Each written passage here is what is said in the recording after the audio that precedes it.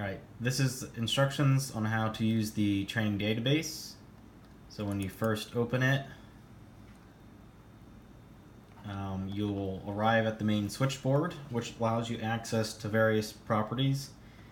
The first one is the view and add employees. So if you click on the black button, that'll load up each employee's profile with their information, as well as if you go over to an employee that has training, down below you can see their training records and scroll through those. If you need to add an employee, you can click the add new employee and then fill in their information.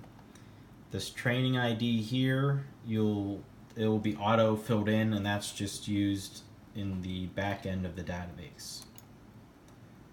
From there, you can also go into if you need to add new courses.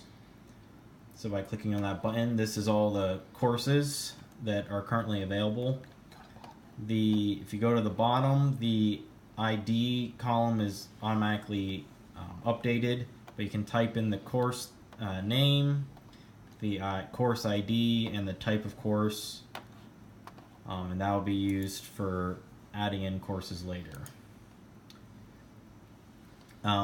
When individuals attend courses, you can either in the view add employees profile, you can go into their training record there and actually add individually if there's only one training. So say this person got trained, I'm going to go to new blank record. I can select water webinar 5 and select a date, and now that's added in.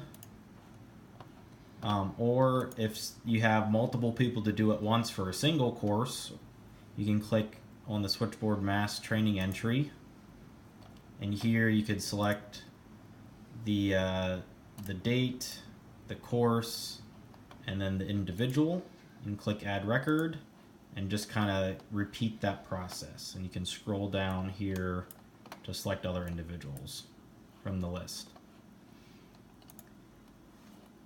And there's 3 reports right now. There's the individual report. So if I have a person I want to do a report on, I can select them from this list. So if I pick Suzanne here and click generate report, it will come up with a print preview of the report, which shows the courses that they have not completed first, followed by the courses they have completed. If you go back to the switchboard, then you have area training report. This is based on their areas on their employee profiles. So I have to pick Northeast 4 and do generate report. It will create the individual reports for everyone that has that area designated. So we have this person's here, and then if I go to the next page, it's the next person, and you can scroll through those and print them. The last report option is the course report. So here you'd select the training.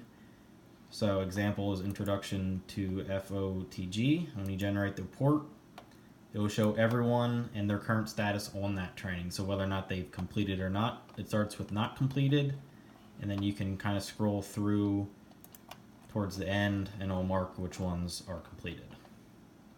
That covers the basics of the training database.